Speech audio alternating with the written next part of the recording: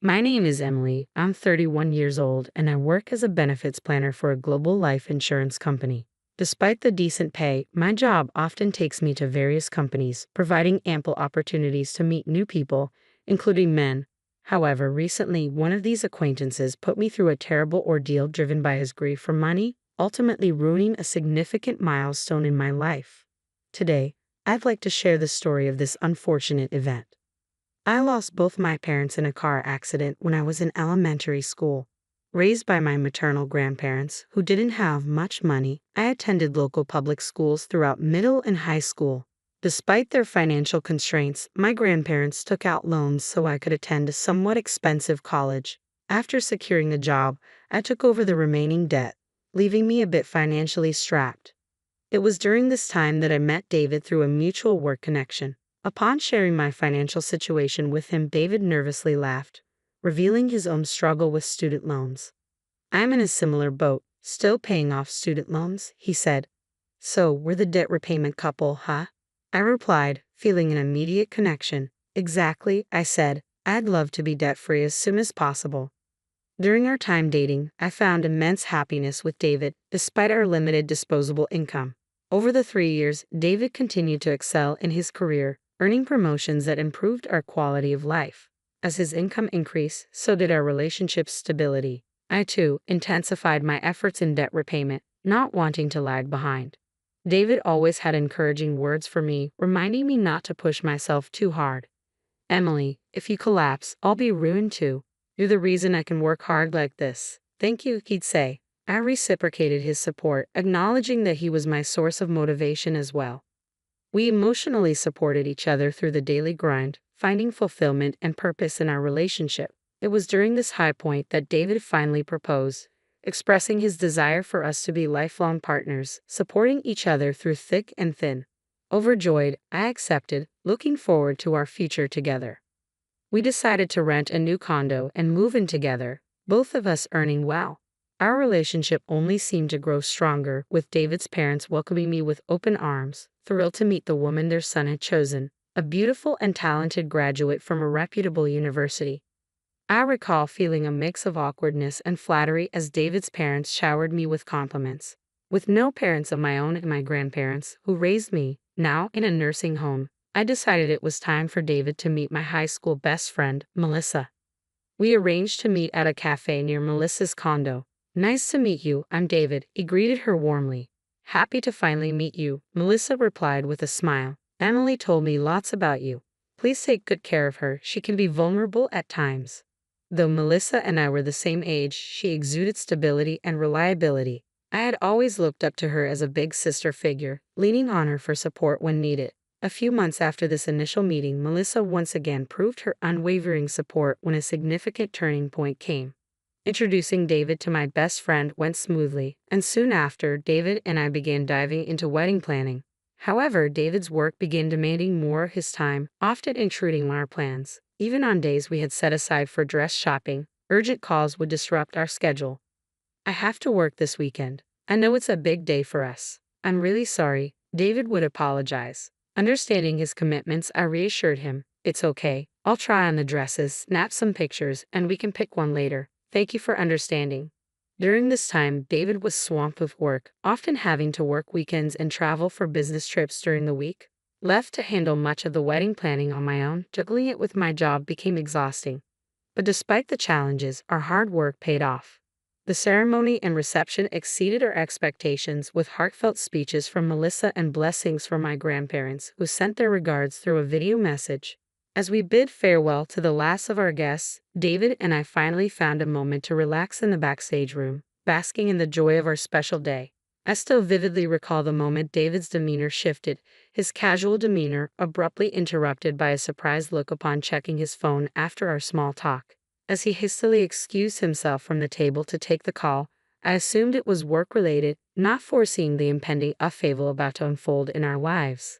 In the backyard of the venue, a steep staircase intended for staff caught my eye as I navigated the space in my gown. Oblivious to the distraction caused by someone calling from across the hallway, I found myself momentarily off guard. In an instant, my body was airborne, propelled through the air. a scream piercing the air as I collided with a powerful impact, engulfed by intense pain. As I lay in the hospital bed, bandages enveloping my arms and legs, bruises and scrapes marring my skin, I struggled to piece together the events leading to my current state. Miraculously, no bones were broken, but the contusions and bruises served as a painful reminder of the ordeal. The nurse's explanation offered little solace, merely confirming that I had tumbled down the venue's staircase, the details of the fall shrouded in mystery. Hours later, amidst the confusion and physical discomfort, another unexpected blow struck. David, who had entered my hospital room, delivered a devastating revelation, severing our relationship with callous finality. "You're useless to me now," he declared, thrusting a settlement of $30,000 towards me. Stunned and bewildered, I pleaded for an explanation, only to be met with a cold dismissal. "Just lie down and shut up. You'll only make your injuries worse," he retorted, callously disregarding my turmoil. The crushing realization dawned upon me as he callously confessed to finding another woman, leaving me reeling in disbelief and heartbreak. Love, I'm marrying her." "Sorry, Emily." David's words hit me like a ton of bricks. The disbelief mingled with the sting of betrayal as I struggled to comprehend the gravity of his revelation. "Emily, are you kidding me? We just had our wedding ceremony, and now this," I protested, the weight of his confession crushing my spirit. "But we haven't filed the marriage certificate yet. I was waiting for our anniversary to file the paperwork," I pleaded, clinging to the sliver of hope that remained. As the realization sunk in, I realized it was indeed the right decision to delay filing. David's genuine happiness at the unexpected turn of events betrayed his indifference towards my injuries and suffering. "I'll give you all the wedding gifts as a get-well-soon present.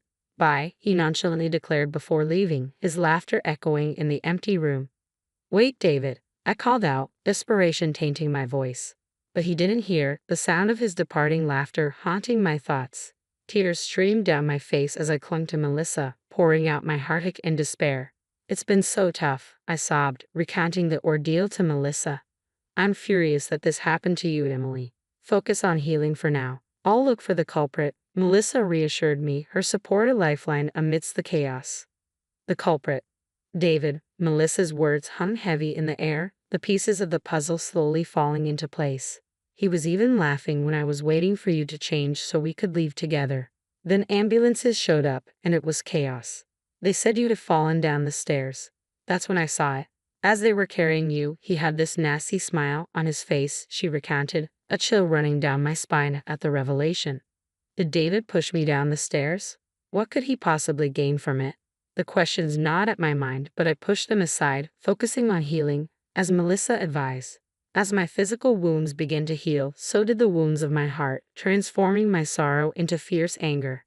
I couldn't rest until the responsible parties were held accountable. A few weeks later, armed with evidence and fueled by the thirst for justice, Melissa and I lured David to a cafe, ready for payback. Determined to seek justice, I confronted David, who appeared noticeably different from the man I once knew. His flamboyant attire and unfamiliar accessories spoke volumes about the changes in him. Despite his seemingly good mood, I couldn't shake off the feeling of unease as he handed me an envelope. "What's this?" I inquired, eyeing the sack of cash within. "It's a get-well gift," he replied casually, his nonchalance grating on my nerves. "Good to see that both your scars and bruising have healed." "How generous of you," I retorted, unable to conceal my sarcasm. "Do tell, what brought this on? Why did you betray Emily?" I demanded, my anger simmering beneath the surface. David's smirk only intensified, sending a shiver down my spine. "Actually," he began, his tone dripping with arrogance, "the woman I've been seeing won $10 million in the lottery." $10 million? I exclaimed, disbelief washing over me. "So what's $10,000 or $20,000 to me now?" he continued, his callousness leaving me speechless. It dawned on me that David had been involved with another woman even before we exchanged vows. She had struck it rich shortly after our wedding ceremony, prompting David to reconsider our marriage in favor of a new life with her. The revelation fueled the flames of revenge within me. "I can't forgive you," I declared, my voice trembling with fury. "I'll report you to the police." "Whoa there," David interjected, his tone suddenly grave. "Don't make it sound like I pushed you. There's no evidence." His words sent a chill down my spine, reminding me of the uphill battle we faced in proving his guilt. True, I conceded, recalling the staff's testimony of my supposed slip and fall. But they only reported what they saw. Melissa had done her own in-depth investigation. I'm really sorry for the trouble I've caused. He was blinded by the $10 million too, Rebecca said, her voice trembling with guilt. Her tearful confession was heart-wrenching, and I couldn't help but believe her sincerity. After apologizing profusely, she quietly disappeared without saying a word to David. Several weeks later, I received a desperate call from David, asking to meet and talk. When I saw him again, he was much more modestly dressed than before, a stark contrast to his previous flamboyance. I can't get in touch with Rebecca. Do you know where she is? He asked, his voice filled with anxiety. Why would I know where your $10 million lady is? I replied, my tone cold. Right? Listen, Emily, I've given you a total of $40,000, right? No, it's actually $60,000, including the compensation. I corrected him. Is that so? I hardly remember. Can you return half of that money, or even just $10,000? He pleaded. No, but I do have some valuable information for you. Information. David's curiosity was piqued. Yes, information that's quite important for you, I said, taking out my mobile phone. I played a pre-recorded video, and David's eyes widened in disbelief as Rebecca appeared on the screen. David, I have to apologize to you. I'm really sorry. The story about me winning $10 million in the lottery was a lie. I lied because I couldn't bear the thought of you marrying someone else, she confessed. I'm truly sorry. I just apologized to Emily as well. I plan to disappear from this town, and I can't tell you where I'm going. I'm really sorry for ruining both of your lives. David was stunned into silence, his shock palpable. The weight of his actions and the truth of Rebecca's deceit left him speechless. Pushing his spouse down the stairs for a non-existent $10 million, being fooled by a lie, impulsively committing a crime, and losing $60,000 in the process, his pathetic reality was laid bare.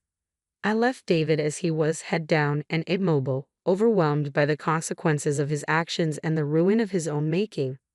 I walked out of the cafe, gripping the receipt tightly. A few days after that encounter, my phone buzzed again. Another call from David. I've come to my senses. I was wrong. Can we start over? He pleaded. You've got some nerve spouting lines like that, especially after you mess up a chapter of my life, I retorted. The real culprit here is Rebecca for lying to me. If she hadn't lied, so you wouldn't have pushed me down the stairs, blinded by greed. I cut him off. Cut it out. You were already the worst when you cheated on me. Who would give a man like you a second chance? Those $10 million from Rebecca exposed the real David. In that sense, I could almost thank her. Her lie saved me from wasting my life on a worthless man. David tried to keep the conversation going, desperate to keep me on the line. It was a pathetic and futile struggle. I ended the call, feeling like I was pushing away someone who was desperately chasing after me.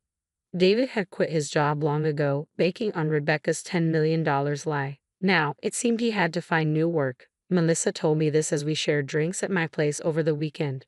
She'd run into David in town and heard it straight from him. He can't get steady work because of his criminal record. Last I saw him, he was delivering food on a bike, she said. So he's doing delivery? Sounds like gig work, I mused. Seems that way. He's doing whatever he can find, Melissa replied, sharing some of David's job-hopping history. Traffic control for road work, janitorial services, lunchbox factory staff, warehouse worker. He looked worn out, all tan and sunburned, she added. It was clear that David's life had taken a downward spiral, a stark contrast to the bright future he once envisioned. This is karma for betraying Emily, I told David, and he nodded, understanding the gravity of his actions. If he's aware, that's good. I hope he continues to repent for the rest of his life. Would you consider starting over with him if the chance came? Melissa asked. No way. A man who would push a bride down the stairs in her wedding dress. Are you kidding? I replied. Melissa and I laughed heartily at the absurdity of the idea. Even if he threw $10 million my way, I'd still decline. A few days later, David contacted me again. Can you lend me $100? I'm really struggling here, he pleaded. No way. Please don't contact me again. And no following me. If you do, I'm going to the police. Wait, Emily, I'm really sorry, he tried again. Don't you dare call me by my first name, I snapped, hanging up and immediately blocking his number. If he crosses a line, I have no problem reporting him. Since parting ways with David, my life has been smooth. I got a good settlement, and he even paid for the venue. My grandparents in the nursing home and my coworkers all sympathize with me, which is to be expected. Anyone would feel sorry for a bride betrayed right after her wedding. But I'm not overly pessimistic about my current situation. My career is thriving and my personal life is fulfilling. Melissa and I are even thinking of going to a singles event. Having a divorce history isn't going to hold me back. I'm strong enough to make my fall down the stairs a talking point. Life has so much more in store, and I'm determined to find someone amazing and build a happy home.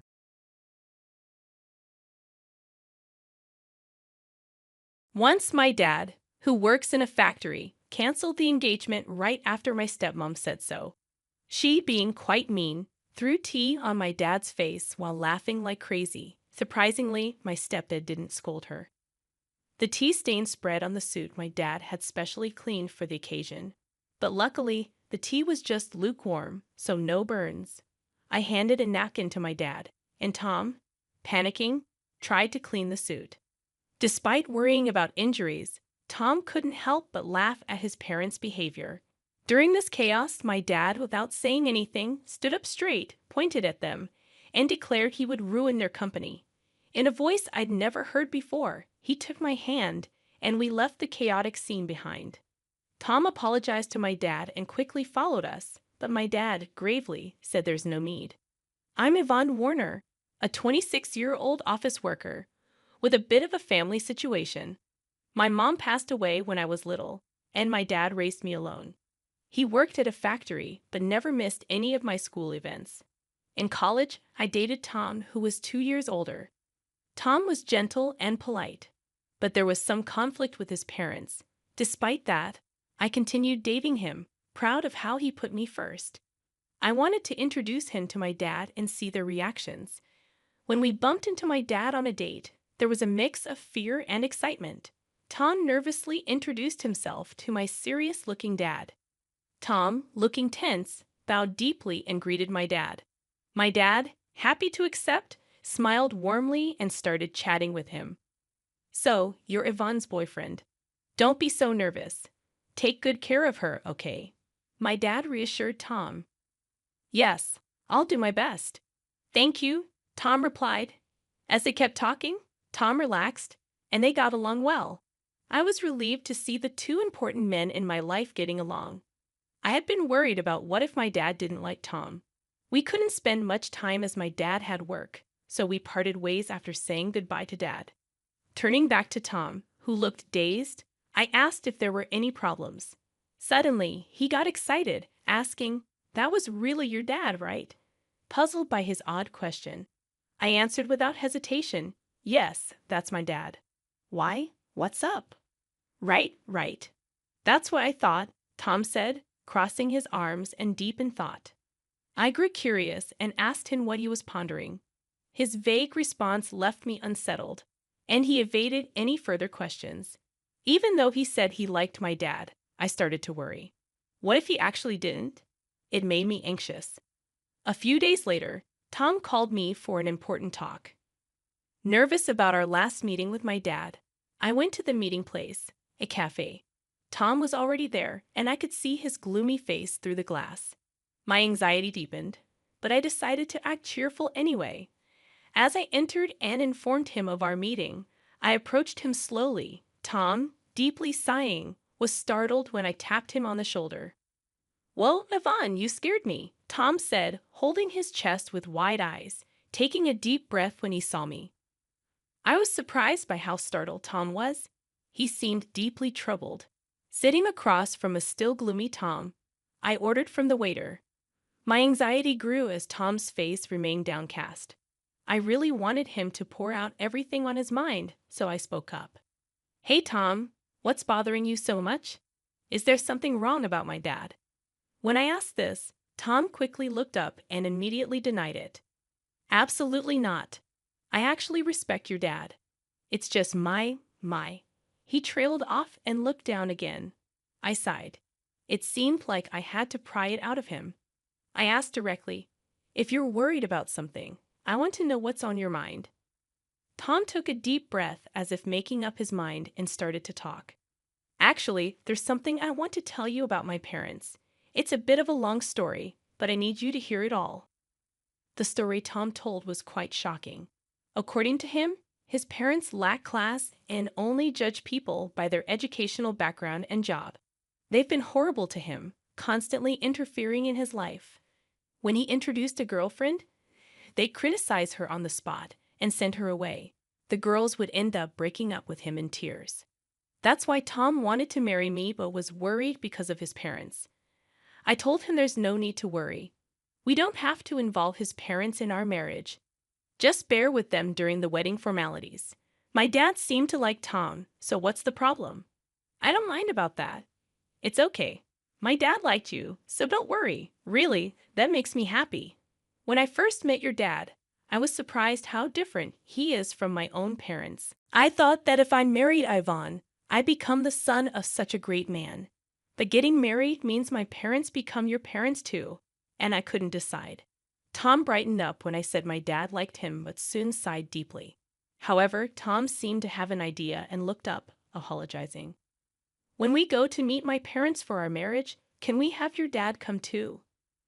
I want them to see there are such respectable people around.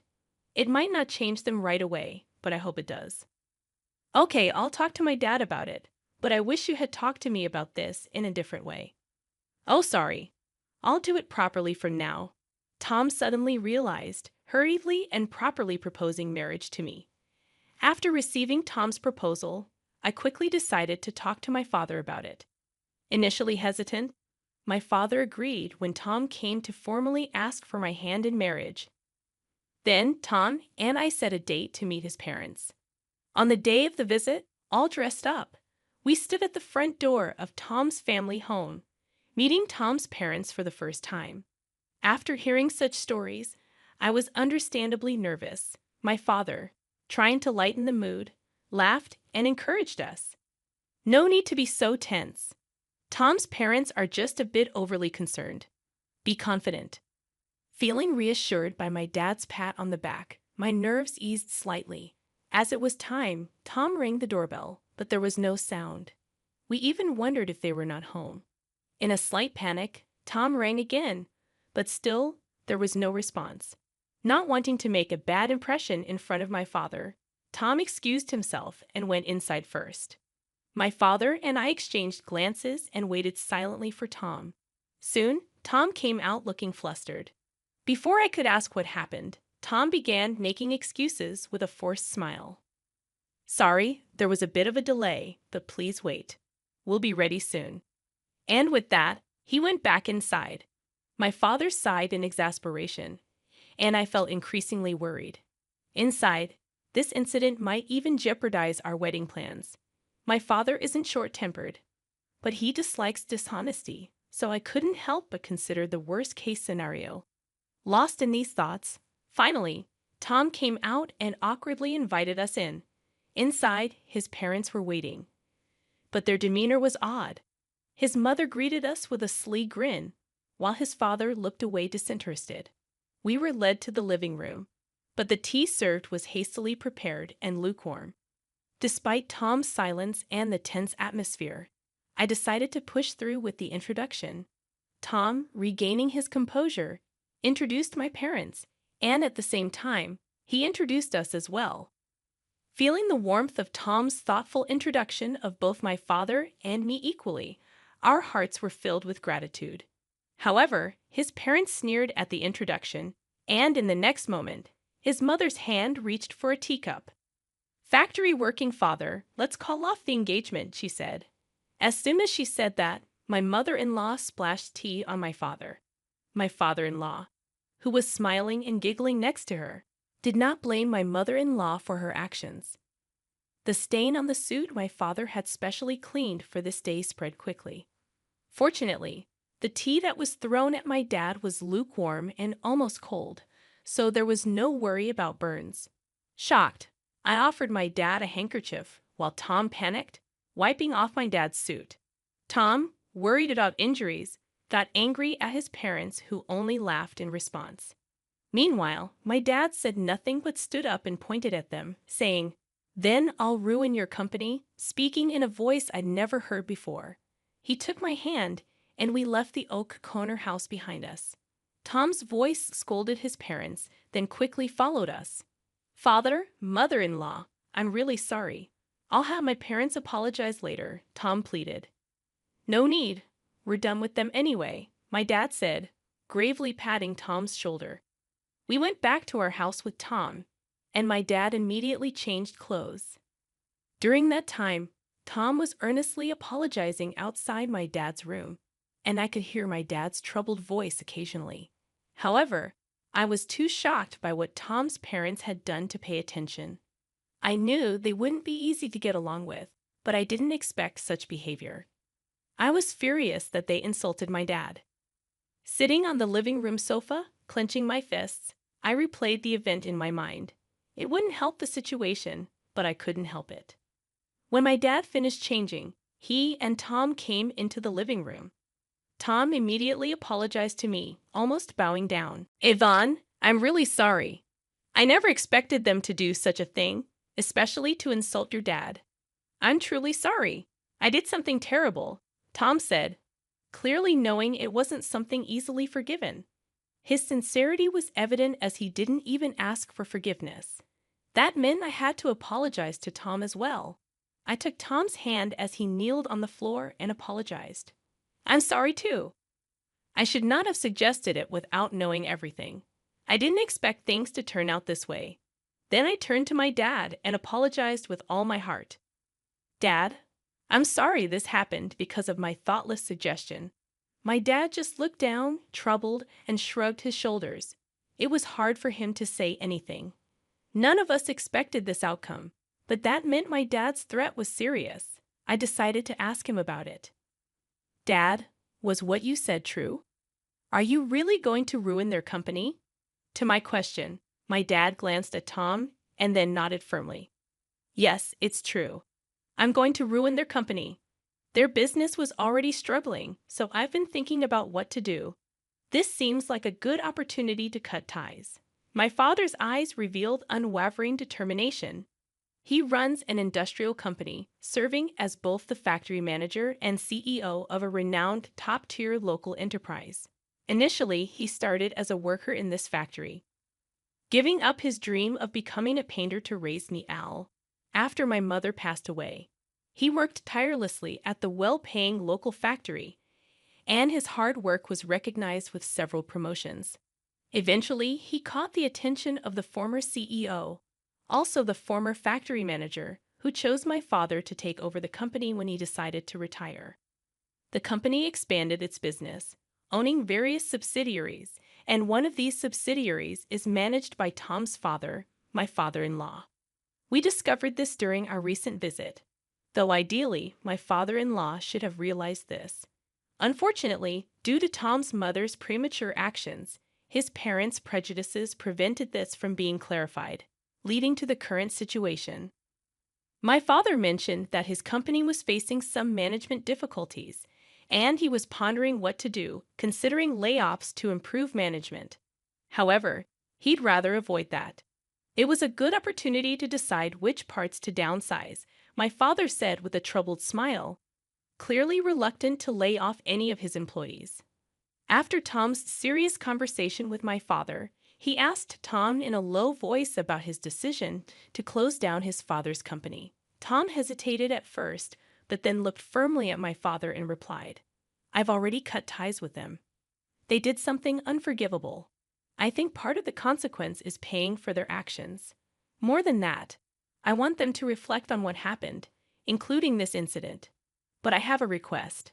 I know it's awkward to ask at this time, but please let me get engaged with Yvonne.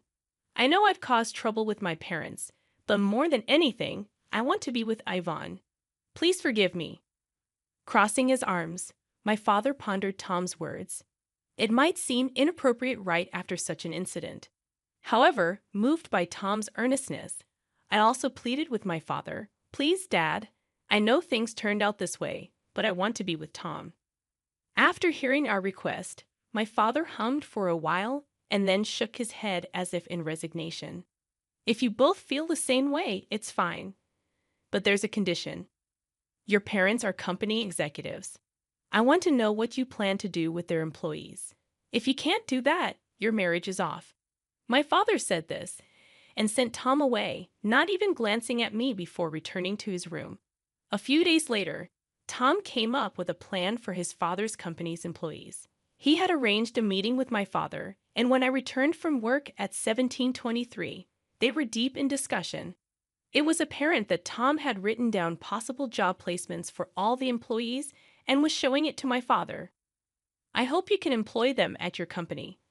I want to support their transition and contribute to the business's vitality, Tom said, bowing to my father. Selfishly, I also want to work at your company. I'll work for free until they're settled and producing results. I want to compensate for any shortcomings with my work and salary. Once that's settled, I'd like to re-engage Yvonne. Tom, showing his earnestness, seemed to think that he was partly responsible for his company's collapse. He wanted to work hard to be the lubricant in this situation. I just found out that our marriage would be delayed, but it's an unavoidable circumstance. Welcome back, Yvonne. You heard right. I'm sorry for deciding such an important thing on my own, but I thought it wouldn't be fair if I were the only one happy. Yes, you're too selfish, Dad. Please let me work in the company with Tom. I'll work for free with you too. And I want you to accept Tom's proposal. As I said this, Tom tried to dissuade me, but I firmly insisted and desperately begged my father. While we were doing this, my father didn't say anything, but after repeated pleas, he uncrossed his arms and quietly nodded.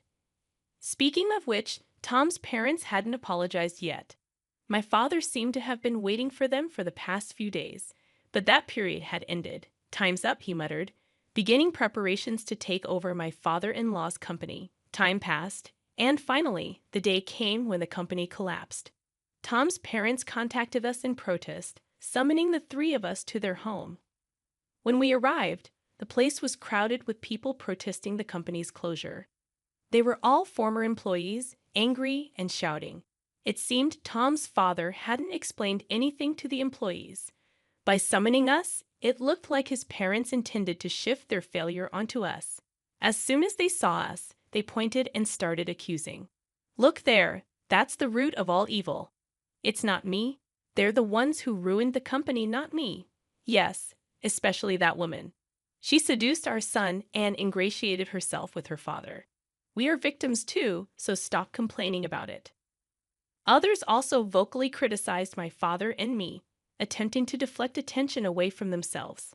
Despite the parents' unrestrained accusations, Tom, visibly upset, tried to calm the former employees.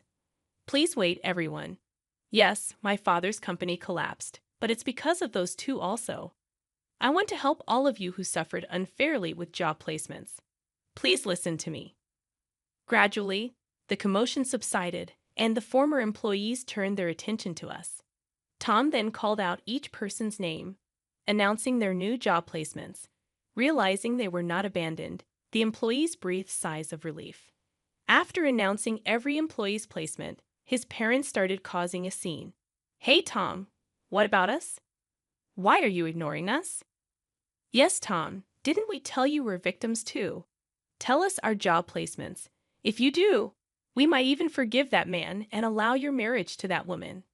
Ignoring his parents' outbursts, Tom began explaining how the company went bankrupt, revealing everything despite it being an embarrassing story caused by his own parents.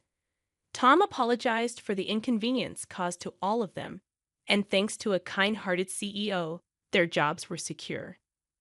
Please calm your anger and let's start working again from scratch, Tom addressed the employees, turning to my father and deeply bowing. I really apologize for the inconvenience caused. Thank you for listening to my selfish request. I will work with all my heart and soul. The former employees, seeing Tom's sincerity, also bowed to my father, while his parents were the only ones to object. Don't be fooled.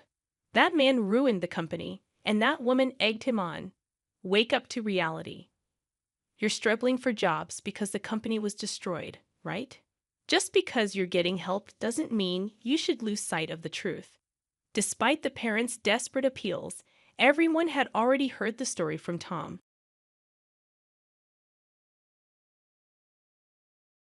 When I was little, my mom met my sister's dad. He told her straight away that I wouldn't matter much to him because I wasn't his kid. Mom was okay with that. They moved in together soon after meeting, and he never really paid attention to me.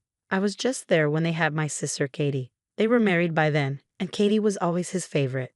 Katie and I didn't really get along. Sometimes we were okay, but I'd back off when she started praising her dad and saying how lucky we were to have him. Even after her dad told her I wasn't his kid and she was the only one who mattered to him, she'd still talk about him as if he was amazing to both of us. Our mom always told me I had to accept having a different dad than Katie and be okay with it. She said kids can have different parents and still be close siblings. Katie always got everything, and she often reminded me of that. She'd ask why I didn't have nice clothes, or why I didn't eat with them, or why I didn't join them for outings with Dad. She'd tell me to speak up for myself. Once, she pestered me all day to ask Dad for new clothes, so I did just to get her off my back. But Dad didn't understand why I was asking him for anything, and that was the end of it. Katie said I gave up too easily. When Mom got sick when I was a teenager, I decided to tell Katie everything, hoping she'd understand. But she insisted her dad was still my dad because he raised me, and I should treat him like my dad. She brushed off everything I said, but she was just a kid, so I get it. I moved out just before turning 18, and then Mom died. It wasn't surprising that I wasn't welcome at the funeral. Katie wanted me there, but her dad made it clear it wasn't my place. Honestly, I didn't feel sad about missing the funeral because I had a strained relationship with Mom. 6 years later, Katie's dad got diagnosed with a terminal illness because he hadn't taken care of himself. I'm 24 now, and Katie's 20. She called me when they got the news, saying we needed to help take care of him. I told Katie I wouldn't do it. She said we couldn't abandon him, that we owed him better than leaving him alone. But I disagreed. I felt like I didn't owe him anything. He never cared for me and even criticized me for not being his kid. I wasn't going to comfort him in his final months. Katie said she couldn't handle it alone. I suggested she let others help her, but I wasn't going to care for someone who treated me poorly when I had no say in the matter. She called me selfish, saying she needed my help because I was all she had. Am I wrong? No, you're not wrong. Katie should know better now, even if she was just a kid before. But your mom made the mistake by marrying this man who didn't accept you. Your mom shouldn't have let someone into her life who didn't care for you. He took away your childhood, and you don't owe him anything. You don't owe your mom anything either. Katie seems self-centered and selfish. Your stepfather mistreated you, and your mom let it happen. It's sad that your mom prioritized finding a husband over your well-being. That part of your life is over now, so don't let Katie drag you back. He made it clear he wasn't your dad, and Katie living in her own world doesn't change that truth. Consider cutting her out of your life for good. She comes across as a spoiled favorite child lacking empathy, maybe even finding satisfaction in your suffering. It's best to disengage and move on. I became a mom 18 weeks ago, but I kept my pregnancy mostly secret, only sharing the news with my husband's parents and my sister. The announcement didn't sit well with my dad, his wife, or my half-sister. For those wondering why I kept it from them, there are 2 reasons. A few years ago, I believed I was pregnant but experienced a loss. I had openly shared the positive test, and when the truth came out, my dad's wife became overbearing. She believed I needed her as a mother figure since she married my dad after our mom passed away when my sister and I were young. However, she was too intrusive. Even after everything I went through, she wouldn't respect my need for space, and my husband had to ask her to leave our home. Another reason is that my sister has 2 kids. During both pregnancies, our dad's wife constantly pressured her about needing her as a mother figure. She insisted on being there for my sister during her pregnancy and talked about how it would strengthen their bond and make my sister appreciate her more. My sister ended up resenting her because of this. While neither of us were ever big fans of hers, my sister grew to despise her because she was convinced she would replace our mom by being there for her during pregnancy. She even dismissed my sister's feelings of missing our mom, saying pregnancy made women irrational and there was no reason to miss a ghost. Since then, my sister has refused to let our dad's wife be called grandma by her kids. All of this influenced my decision to keep quiet about my pregnancy when it happened. I don't live near my dad anymore, so I just stayed away. I also knew it would hurt their feelings, but I honestly didn't care. My dad was furious, and his wife and my half-sister sent me messages accusing me of being cruel and unfair, saying I robbed them of the excitement and tainted the whole experience. They both emphasized how important it was for Dad's wife to become a grandma for the third time, especially since her other grandkids would never call her grandma. And they called me selfish for not considering her joy. Am I the one at fault here? Absolutely not. Your stepmother seems overly controlling. You did what was best for yourself, your husband, and your child. Your pregnancy and birth were about your own family, not about meeting their expectations. You can't force relationships to be close. They either naturally develop or they don't. Step-parents who try to replace a deceased parent usually fail to create the bonds they hope for. Did she expect your baby to start calling her grandma as soon as it was born? She's not really your stepmother. She's just your dad's second wife. It seems like they need a reality check to understand that their idealized family fantasy isn't real and won't come true. They're still upset because they're holding onto their fantasy and feel hurt when it's not fulfilled. The only way to get them to respect your boundaries is for them to accept reality as it is. You're doing the right thing by protecting your family and setting boundaries. Congratulations on your new baby. Sending you lots of peaceful baby vibes. My husband's sister moved in with us after a big argument about the baby's name. They're expecting a baby, and she's 7 months along. She's known to be particular about food and refuses to eat what we normally cook. We've been catering to her by preparing her favorite dishes, which unfortunately I can't eat due to allergies. So every evening, I have to figure out what to eat since she only wants food that I'm allergic to. Last night, my husband agreed to cook separate meals for her and us together. However, when I got home after a long day at work, I discovered that my sister-in-law had convinced him to cook only her preferred meal and cancel the one we had planned. They were eating together in the kitchen when I arrived. Apologetically, my husband explained that his sister persuaded him to eat with her and not to cook the meal I wanted for us both. I pretended it was okay and ordered food from a restaurant instead. After showering and doing some work on my laptop, I returned to the kitchen to find my order on the counter, open and mostly eaten. I turned around to see my sister-in-law standing there, admitting she couldn't resist the smell and had helped herself to the food. I lost my temper and yelled at her, demanding to know why she did that. She claimed she saved me some, but there was hardly anything left except rice and dressings. We argued, and I reached my limit. I told her to pack her things and leave first thing in the morning. She started crying, and my husband defended her, insisting that she was pregnant and eating for two. Finally, he suggested I quickly make something for myself from the fridge and let it go.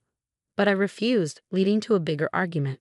Am I wrong for kicking her out over this? Not at all. You don't just have a sister-in-law problem. Your husband is a big part of the issue.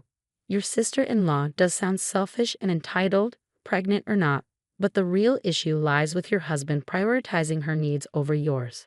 How did he think it was acceptable to deny you dinner that you were expecting, especially when you couldn't even eat what she wanted? Your sister-in-law is in the wrong, but your husband is the one who needs to reassess his priorities. It's baffling how little they seem to care about you. Seriously, just toss the whole family out. Their treatment of you is unacceptable. I don't understand why your husband would agree to not cook for you. It's nonsensical. How could he be okay with that? Perhaps he could have cooked the same meal for himself and his sister and something else for you. Where do people find spouses like this? And this is the same woman who left her husband over a disagreement about baby names. Clearly, she's unbearable. Who walks out over baby names? Parenthood is stressful. I've been there with 2 kids. But seriously, if one person disagreed with a name, it was a no-go. So in your position, I wouldn't have even let her stay in the first place. I'd tell her to sort it out and go back to her own house to eat her food. Your husband and sister-in-law are being incredibly disrespectful. If I were you, I'd ask your sister-in-law's husband if you could spend a week at his place since his wife is driving you crazy. I bet both your husband and your sister-in-law would quickly resolve all their fights in Brazil. There's a saying that doesn't quite translate into English but fits perfectly here. The cure for crazy is crazier. The only winner in this situation seems to be your brother-in-law, who's getting a break from all this drama. My fiancé and I recently got engaged and chose our wedding party. My bridesmaids are my two closest friends, and his groomsmen are my brothers. One of them is his best friend, and the other is someone he's known for just as long. They've been like big brothers to him. My fiancé has a younger sister who's 4 years younger than him. She's a cancer survivor, and her experience has also shaped their relationship. His parents clearly favor her, showering her with excessive attention and expecting everyone else to do the same. She knows how to manipulate people by leveraging the special treatment she receives. My fiancé has admitted that he sometimes can't stand her. Whenever he refuses her requests, she guilt-trips him by bringing up her cancer or accusing him of wishing she had died. Although he's not estranged from his family, he's not particularly close to them either. He holds a lot of resentment towards his parents, blaming them for favoring his sister and neglecting him during his childhood. He felt overshadowed by her illness and then was expected to treat her like royalty. When we discussed our wedding party, my fiancé expressed his desire not to include his sister. I respected his decision, especially since, to be frank, I have no personal connection to her whatsoever. We've never spent time together or formed any sort of bond. Apparently, she and my fiancé's parents were expecting her to be asked to be a bridesmaid once they heard about our engagement. However, I hadn't planned on inviting her. I had already chosen my two closest friends to be bridesmaids. When his parents and sister confronted me about it, I explained that I hadn't intended to include her in the bridal party. They argued that she's family and important to my fiancé. I explained that while she may be important to him, she isn't close to me, and asking me to include her in my bridal party felt inappropriate. They called me foolish and insisted that I should try harder. They even suggested that she deserved a place in the bridal party more than anyone else, and that thinking otherwise made me seem like a bully, especially considering all she's been through. Am I wrong here? You're not wrong, but your fiancé should also step up and express that he doesn't want her in the bridal party. It's a joint decision, and both of you have the right to choose who stands beside you on your big day. It's unfair that you're shouldering all the blame for this when it's a decision you both made together. The parents are crossing boundaries here, and your fiancé should support you in setting limits with them. Consider reducing or cutting contact with them if their behavior persists. It's concerning how they tried to manipulate situations to favor his sister. If you and your fiancé have a child, they might even suggest giving her the baby because she's a cancer survivor. It's crucial to limit their involvement in wedding planning to prevent any unwanted surprises, like her showing up in the same colors as your bridesmaids or wearing a white dress to steal attention. Let your fiancé handle his family. He needs to address this with them. I, a 27-year-old woman, lived with my parents until last week. I have a dog whom I adore. She's been my best companion since I graduated from university. I'm not very social and prefer her company over most people I know. While I've had boyfriends and even a short-lived relationship that ended amicably, I'm just not interested in much beyond my work and my dog. My parents view this as a shortcoming, but I don't. My brother also resides with us. He's in high school and doesn't contribute financially. I cover about 50% of the household expenses, including groceries. I occupy the basement suite, which, while not legally rentable, suits a family member's needs according to building codes. Converting it for renting would be costly and impractical. My mom concluded that the reason I'm not actively seeking a husband is because my dog demands too much of my attention. While my pup does have some health issues, they are manageable and don't affect her quality of life significantly. Despite this, my mom gave her away while I was at work. When I returned home, my dog was gone, along with all her belongings, her toys, leash, everything. I confronted my mom, insisting she tell me where my dog was, threatening to involve the authorities and accuse them of theft if she didn't comply. I retrieved my dog from where she was being held and then returned to my parents' house to gather my belongings. Afterward, I went to stay with a friend. My dad has been reaching out, asking for money to cover expenses for the month. I reminded him that he should have considered this before allowing someone to take my dog. Unfortunately, my dad lost his job due to the current global situation, and they're struggling to cover all the household expenses without my contribution. He mentioned that they'll run out of money in 3 months without my assistance. However, I no longer trust them. My family believes I'm foolish for prioritizing my dog over them. Am I wrong? You're not wrong at all. Your parents were clearly taking advantage of you. You were paying half of everything, including what should have been market rent for a basement suite that wasn't even up to code. That's unacceptable on so many levels. And that's before they decided to get rid of your dog. They deserve to face the consequences of their actions. Whatever you decide, never give them another penny. I'm relieved that you were able to retrieve your dog and find a safe place for both of you to stay. Perhaps they can consider moving into the basement and renting out the upstairs room. Problem solved, OP. Living with people who steal from you and try to control you is unsustainable. They're solely responsible for the current situation. Everyone should pull their weight and work, while you find a place far from them where you and your dog can enjoy life. Additionally, if the mother's concern is that you're not seeking a husband, does she expect you to get married and have everyone live together in your home while you continue to support them financially? Or would she expect you to move out and still contribute as if you were living there? The same issue would arise. Your parents' actions have led to this situation, and at almost 30, it's unacceptable for them to still rely on you financially. They should have considered this before betraying your trust and alienating you. It's not just about the dog, it's about rebuilding trust.